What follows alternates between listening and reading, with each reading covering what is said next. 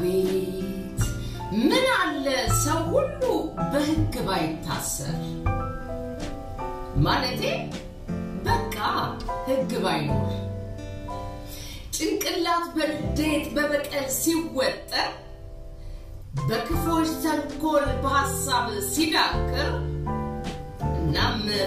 ያንን ክፉ አድራጊ ያንን የተንኮል ድር መንገጭ ድድድዱም ብሎ ገልብጦ አገላብጦ አይኑን ሁሉ አፍርጦ በረድ ማለት ነበር ብዬ